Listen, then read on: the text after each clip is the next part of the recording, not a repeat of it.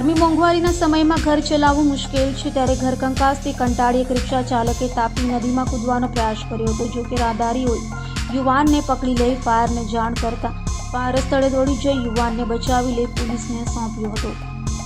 મોંઘવારીએ સામાન્ય વર્ગની કમર તોડી નાખી છે, ત્યારે આવી કારમી મોંઘવારીમાં ઘર કંકાસથી કંટાળી ગયેલા રિક્ષા ચાલકે આપઘાતનો પ્રયાસ કર્યો હતો.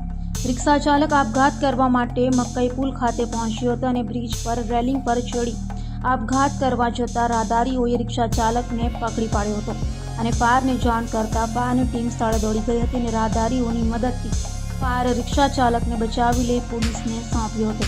તો રિક્ષા ચાલકે ઘર કંકાસથી કંટાળ્યો હોવાનું કહેતા લોકોએ તેને સમજાવ્યો હતો, જ્યારે પોલીસે તેને પોલીસ મથકે લઈ જઈ કાઉન્સેલિંગ કર્યું હતું.